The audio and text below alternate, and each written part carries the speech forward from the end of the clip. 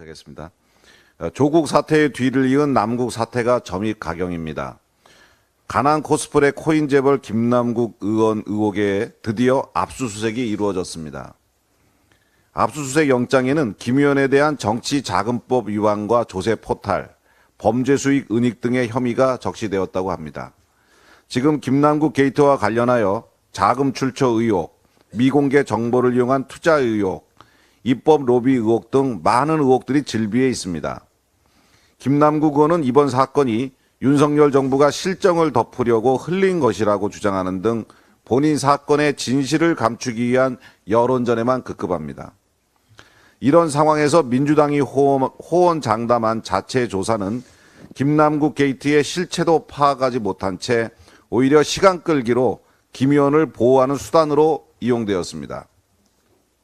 김 의원의 탈당으로 민주당이 진행 중인 진상조사와 윤리감찰이 차질을 빚고 김 의원이 약속한 가상재산 매각도 사실상 무산되었기 때문입니다. 이에 우리 국민의힘은 코인게이트 진상규명 TF를 통해 현재 제기되고 있는 각종 의혹들에 대한 실체적 진실규명에 적극 나설 것입니다. 김남국 의원 또한 현 사태의 조속한 해결을 위해 위장 탈당쇼 대신 적극적인 수사 협조에 나설 것을 강력하게 촉구합니다. 가방이 간사 박성중 의원입니다. 민주당 김남국 의원에 대한 이야기가 많이 나왔습니다만 김남국과 유사한 행위가 또 벌어지고 있습니다. 민주당 장경태 최고위원인데요.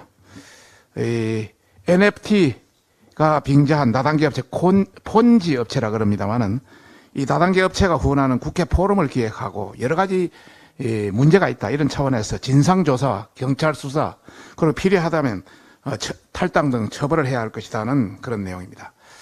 민주당 장경태 최고위원과 같은 당 양기대 의원이 1구자에 55만 원만 투자하면 매일 1만 7천 원을 돌려준다는 NFT를 빙자한 사실상 폰지 사기 업체가 후원하는 국회 포럼을 기획한 것으로 나타났습니다. 첫 번째 그림입니다.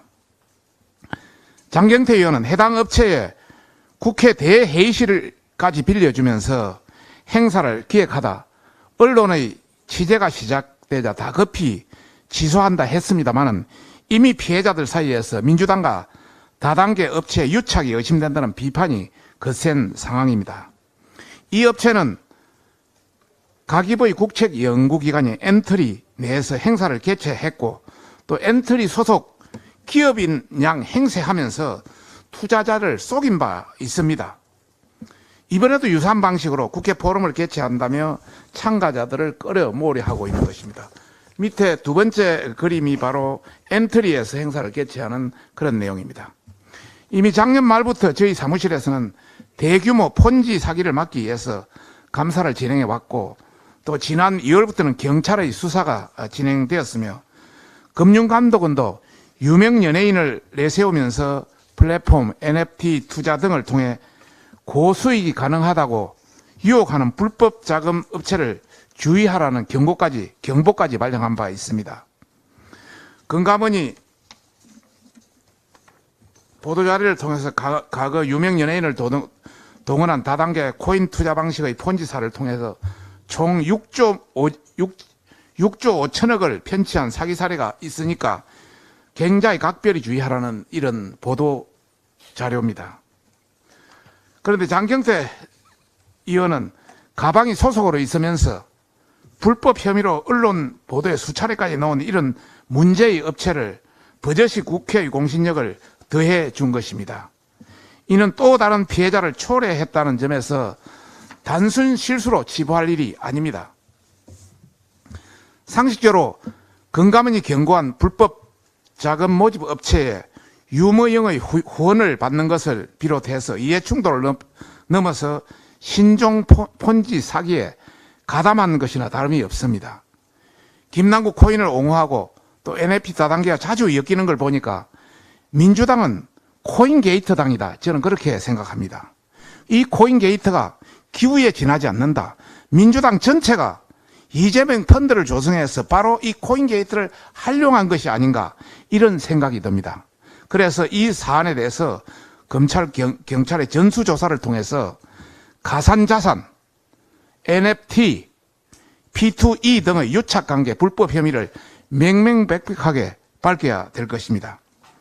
민주당은 당사자인 장경태 최고위원 등에게 또 다른 피해자가 발생하지 않도록 국민들께 책임 있는 사과와 함께 진상을 스스로 밝히고 경찰, 검찰 수사에 협조할 것을 강력히 경고하는 바입니다. 이왕 한번 나왔기 때문에 한상혁 위원장에 대한 부분에 일부 민주당을 비롯한 일부에서 내용적으로나 법적으로 부당하다 이런 내용이 있고 또 7월 달에 끝나는데 굳이 면직 절차까지 밟아야 되느냐 이런 내용이 나오고 있습니다. 이 관련해서 한 말씀 드리겠습니다. 인사혁신처는 지난 5월 10일 날 방통위 한상혁 위원장에 대해서 위원장 면직 처분을 위한 청문회 출석을 요청하는 공문을 발송했습니다. 앞으로 청문 절차를 거쳐서 인사혁신처가 면직을 제청하게 되면 대통령이 이를 제거하게 되면 면직이 되는 겁니다. 다시 한번 말씀드리면 면직이라는 것은 완전 해임이 아닙니다. 한상혁 위원장이 면직이 되면 방통위원장으로서의 그거는 날아가지만은 방통위원회 소속 공무원으로서의 직위는 그대로 유지되고 있는 겁니다. 다시 한번 말씀드리면 사실 해임해야 될 충분한 사유도 됩니다만은 면직이라는 그런 절차를 했다는 말씀을 드리면서 이 면직에 대한 면직 처분 사유는 종편에 대한 재승인 업무와 관련해서 심사위원 선정, 심사위원장도 선정하고 심사위원도 민원련 출신을 선정했습니다. 이런 선정 또 심의 의결 안건에 대한 부당 지시 이것이 직권남용 권리행사 방해입니다. 두 번째는 평가 점수 조작 사실을 은폐한 행위 이것은 위계공무원 집행방해입니다. 세 번째는 허위보도 설명자료를 작성 지시한 행위 이런 게 없다고 허위보도 자료를 작성을 지시했습니다. 이것은 허위공문서 작성 등입니다. 명백하게 내용적으로나 법적으로나 불법을 저질렀다 이런 말씀을 드리고 싶고요. 방통위법 8조에 보면은 입법 또는 다른 법에 위법한 사례가 있을 경우는 면직할 수 있도록 규정이 명백하게 되어 있다는 걸 말씀드리고 싶고요. 그럼 2달 남았는데 왜 지금은 면직할 수밖에 없느냐? 문정부의 대표적인 알박기 위원장입니다. 3년 해먹고 다시 보궐선거 또 해먹고 4년 거의 다 돼가고 있습니다. 기소가 된 상태에서 방송통신 전반에 대한 업무를 할 수 없는 폐업 상태에 지금 방송통신위원회가 되고 있습니다. 그리고 조직기강은 날로 바닥을 치고 있고요. 또 이 어떤 문정권에 대한 충성하기 위해서 목리를 부리다 보니까 국민 세금은 탕진되고 있기 때문에 더 이상 지켜볼 수 없다. 이런 차원에서 할 수밖에 없다. 이런 것을 국민이 잘 알아주셨으면 하는 바람입니다.